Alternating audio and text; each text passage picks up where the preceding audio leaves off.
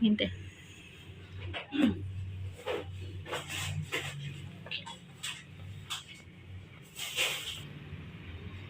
Iiyak na wala pa man.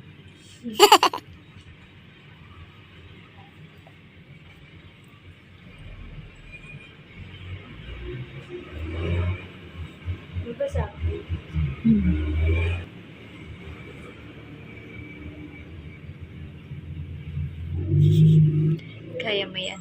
Hindi ka na nasanay. Yearly na lang.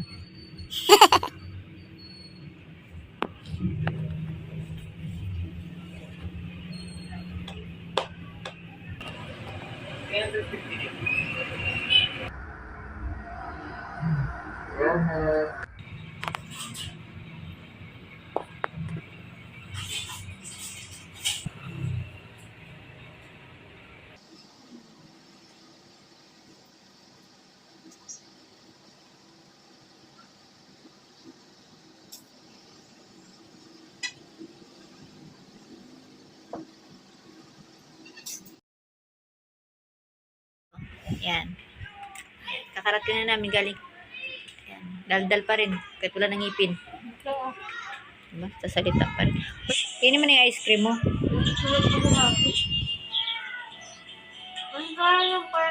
So, ate, may bulak na nga sa bibig. Sige, daldal pa rin.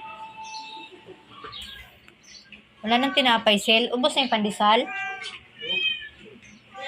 Nakapilan talaga ako ngayon. Aalis pa ako. Uli, kakarating lang namin. Umuwi lang ako para magkape. Hindi natin ko sa ate kasi nahihilo daw siya. So, hindi advisable magpabunot ng ngipin na may rigla, no? Ewan ko lang ha, kung ano kasi sabi naman ni doktora, bawal nga ang hindi pwede. Si ate kasi sabi niya ngayon wala na siyang rigla dahil ilang 3 days na tino. Tapos ngayon binunutan siya. Sabi niya parang umano daw yung dugo niya. Sabi niya, ano mo? Bawal lang ang first day. Oh. Bakit nagpabunti? Third day ko na. Sabi niya sila, nahihilo na daw siya. Sabi ko, kapit ka na sa akin. Labi. Ate, si ate talaga bang ano? Manila lang ako. Kaya nga. Normal lang daw yun. Langga. Bawal po, Pilipino. Sabi nga niya, mama, parang bumulwak yung Sabi nga niya, parang lumakas daw yung dugo niya. Maraming araw naman. Wala nga, atat na atat kasi magpabunot eh. May gagawin ako sa mga araw. Sinabi mo kay doktora, no? Patulog ka na. Sabi mo.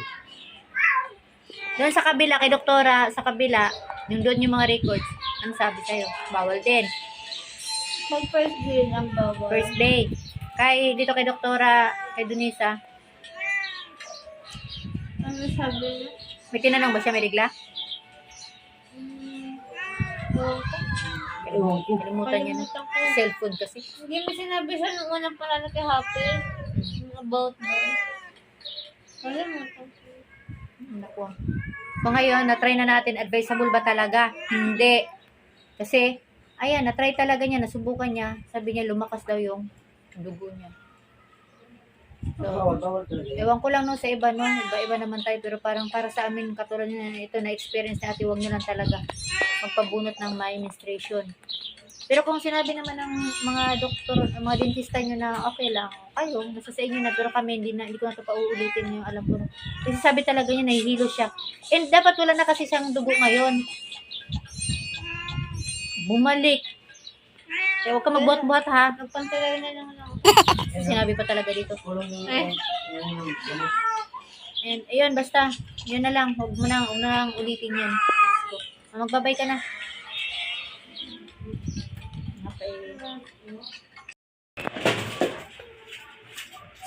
Bilis. Yan. Mga effective ways to para bumilis ang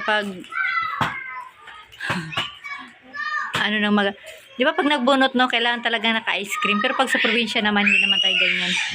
Wala na kasi kaming naubos na kasi ang mahal ng pabunot. Kaya ito na natira. Budget. Ay, wag. Ayan. Pero huwag kagat dun sa sanay sila. Pag dito talaga sa city, na pag nagpabunot, kailangan pagkatapos may ice cream. Or, hindi. Ano na yan? Nakainom na yan siya ng gamot. Tapos na yan, ha? Okay. Bye natin. Pa kami ng Happy. Bye! Bye. Tapos, Bagong bunot yan, pero nag-request pa yan ng tinapay.